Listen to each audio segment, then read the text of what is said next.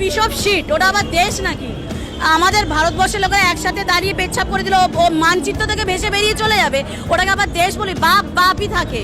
বাংলাদেশে পেঁয়াজ ও আলু রপ্তানি বন্ধ হয়ে যাওয়ায় পশ্চিমবঙ্গের কৃষকদের দুর্দশার চরমে।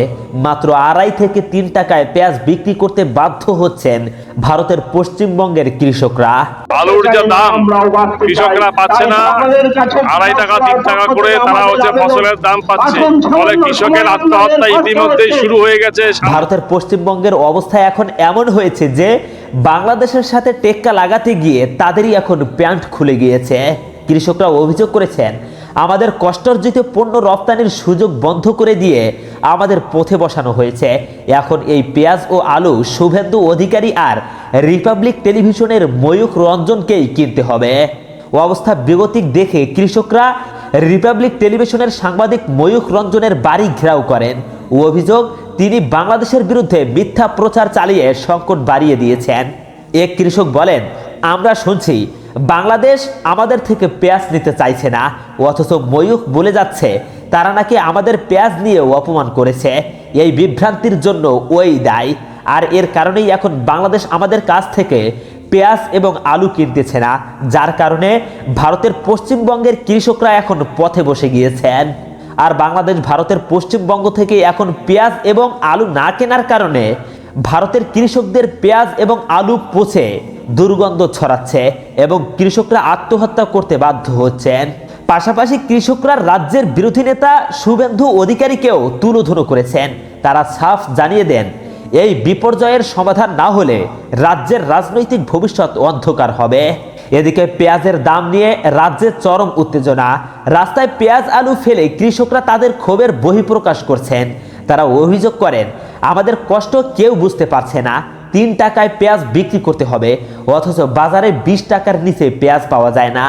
অন্যদিকে এবার ভারতের কপালে লাথি মেরে দেশের ইতিহাসে দ্বিতীয়বারের মতো পাকিস্তান থেকে সরাসরি চট্টগ্রাম বন্দরে পৌঁছেছে কন্টেইনারবাহী জাহাজ এমভি ইউয়ান জিয়ান ফাজওয়াং।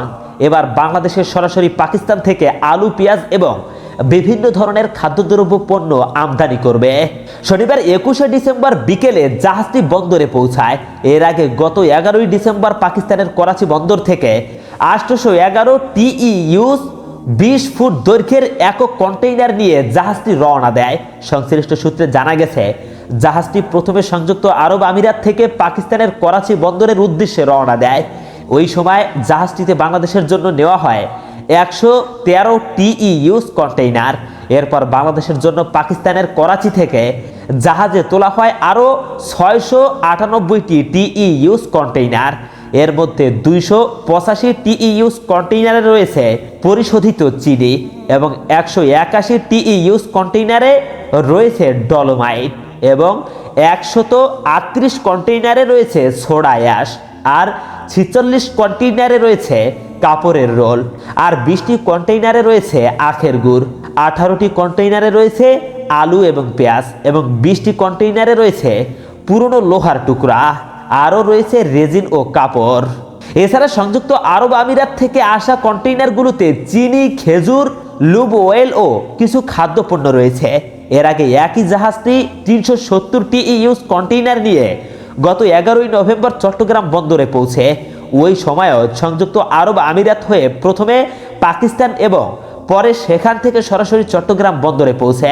ওই সময় জাহাজটির বিভিন্ন কন্টেইনারে সোডা অ্যাশ, ডলোমাইট, চুনাপাথর, ম্যাগনেসিয়াম, ভাঙা কাঁচ, কাঁচামাল, কাপড় এবং রং গাড়ির যন্ত্রাংশ, পেঁয়াজ, আলু, খেজুর, জিপসাম, পুরনো লোহার টুকরা, marble block, copper wire, resin এবং মাদক হুইস্কি, ভদকা ও ওয়াইন ছিল।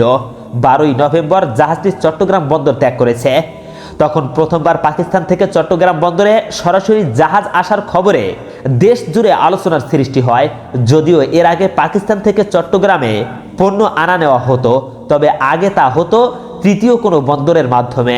পানামার পতাকাবাহী জাহাজটির দৈর্ঘ্য 182 মিটার এবং প্রস্থ 30 মিটার।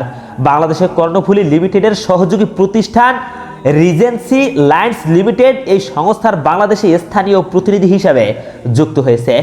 গ্রুপটির নির্বাহী পরিচালক আনিস উদ্দৌলা বলেন, জাহাজটিতে প্রথমবারের তুলনায় এবার দ্বিগুণ কন্টেইনার আসছে। সরাসরি জাহাজটি আসায় কয়েকদিন সময় কম লাগছে, এতে ব্যবসায়ীদের খরচ সাশ্রয় হচ্ছে।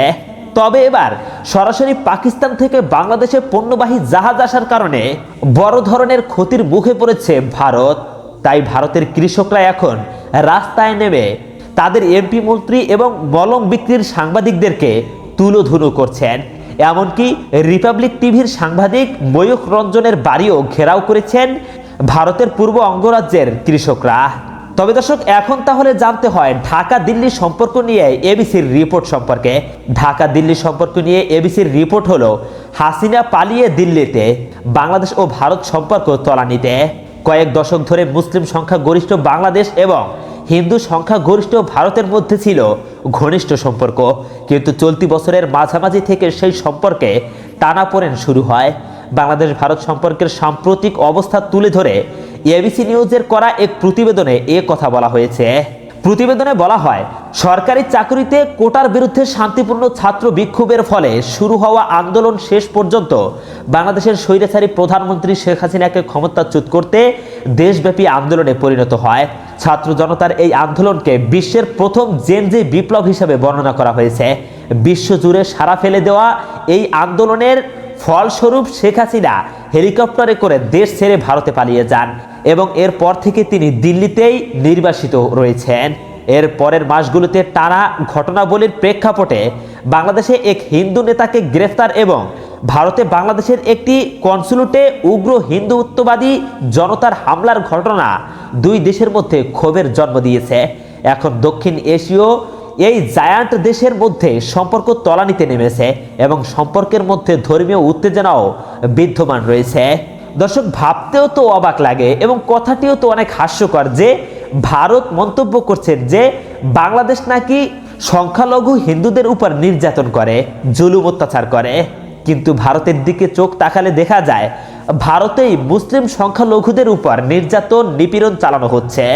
আয়রন লেডি খ্যাত শেখ হাসিনার কট্টর ও স্বৈরাচারী শাসনের অধীনে ভারত দীর্ঘদিন ধরে বাংলাদেশকে তার অন্যান্য দক্ষিণ এশিয়ার প্রতিবেশীদের তুলনায় অনেক বেশি স্থিতিশীল অংশীদার বলে মনে করত। যদিও আফগানিস্তান, পাকিস্তান এবং শ্রীলঙ্কা সকলেই সাম্প্রতিক রাজনৈতিক ও অর্থনৈতিক উত্থান পতনের অভিজ্ঞতা অর্জন করেছে, কিন্তু হাসিনার 15 বছরের শাসনামল গত আগস্টে আকস্মিকভাবে অবসান ঘটার পর নোবেল বিজয়ী ডক্টর মোহাম্মদ ইউনূসের নেতৃত্বে বাংলাদেশের অন্তর্বর্তী সরকার দায়িত্ব নেয়। বাংলাদেশের 174 মিলিয়ন বা 17 কোটি 40 লাখ জনসংখ্যার মধ্যে হিন্দুদের সংখ্যা প্রায় 10% এবং তাদের অনেকেই ঐতিহাসিকভাবে হাসিনার আওয়ামী লীগকে সমর্থন করেছিল। হাসিনা ক্ষমতা থেকে বিতাড়িত হওয়ার পর বিক্ষুব্ধ অনেকে আওয়ামী লীগের বিভিন্ন প্রতীক এবং কিছু ক্ষেত্রে দলটির সঙ্গে সংশ্লিষ্ট হিন্দুদেরও টার্গেট করেছিল। সেই সময়ে ডক্টর ইউনূস সংখ্যালঘুদের বিরুদ্ধে অর্থহীন সহিংসতার নিন্দা করেছিলেন এবং হামলা বন্ধ না হলে পদত্যাগ করার হুমকি দিয়েছিলেন। তিনি বলেছিলেন, সহিংসতা আমাদের শত্রু, দয়া করে আর শত্রু তৈরি করবেন না, শান্ত হন এবং দেশ গড়তে প্রস্তুত হন। তবুও ডক্টর ইউনূসের সরকারের বিরুদ্ধে হিন্দুদের আক্রমণ থেকে রক্ষা করার জন্য যথেষ্ট কাজ না করার অভিযোগ করেছে ভারত। ভারতের নির্বাচিত থাকা হাসিনাও দাবি করেছেন সংখ্যালঘুদের বিরুদ্ধে গণহত্যার জন্য দায়ী এই সরকার। দর্শক, কথাটা কত বড় হাস্যকর একটু ভেবে দেখুন তো। ভারত দাবি করছে যে বাংলাদেশে নাকি সংখ্যালঘুদের উপর নির্যাতন করা হচ্ছে, কিন্তু বাংলাদেশের সংখ্যালঘুদের নেতারাই বলছেন যে বাংলাদেশের সংখ্যালঘুদের উপর কোনো রকম হামলা, নির্যাতন, নিপীড়ন করা হচ্ছে না। তাহলে এখন বলুন, ভারত কত বড় প্রতারক এবং মিথ্যাবাদী। শেখ হাসিনার আমলে বলতে গেলে স্বামী স্ত্রীর সম্পর্ক ছিল বাংলাদেশ এবং ভারতের মধ্যে। চলতি বছরের অক্টোবরে এক সমাবেশে বাংলাদেশের জাতীয় পতাকাকে অসম্মান করার অভিযোগে হিন্দু নেতা চিন্ময় কৃষ্ণ দাসকে গ্রেফতার করা হয়, কিন্তু তার সমর্থকদের বিশ্বাস হিন্দুদের বিরুদ্ধে হামলার বিষয়ে সোচ্চার থাকায় তাকে লক্ষ্যবস্তু করা হয়েছে। যদিও প্রধান উপদেষ্টা ডক্টর মোহাম্মদ ইউনূস ভারতীয় এক সংবাদ সংস্থাকে বলেছেন, হিন্দুদের বিরুদ্ধে সহিংসতার দাবিগুলো অতিরঞ্জিত করে সামনে আনা হয়েছে। ইতিমধ্যেই ভারতে উগ্র কট্টরপন্থী হিন্দু গোষ্ঠী বাংলাদেশের বিরুদ্ধে এবং বাংলাদেশের ইসলামপন্থী গোষ্ঠীগুলোর পাশাপাশি অনেক দলই ভারতের বিরুদ্ধে বিক্ষোভ করেছে এবং উভয় দেশের সরকার, যারা দীর্ঘদিন ধরে একে অপরের সঙ্গে উষ্ণ সম্পর্ক উপভোগ করেছে, ক্ষতি নিয়ন্ত্রণের চেষ্টায় রয়েছে। তবে বিশেষজ্ঞরা বলছেন, হাসিনা সরকারের পতনের অনেক আগে থেকেই বাংলাদেশ ভারতকে নিয়ে অসন্তোষ ছড়িয়ে পড়েছে। দর্শক, যাই হোক, আমাদের মূল সংবাদটি হলো বাংলাদেশ ভারত থেকে পেঁয়াজ এবং আলু কেনা বন্ধ করতেই ভারতের অবস্থা চরম পর্যায়ে পৌঁছে গেছে। এমনকি ভারতে আলু পেঁয়াজ নিয়ে রাস্তায় রাস্তায় বিক্ষোভ করছেন কৃষকরা। এতে ভারতের অবস্থা খুবই করুণ হয়ে পড়ছে।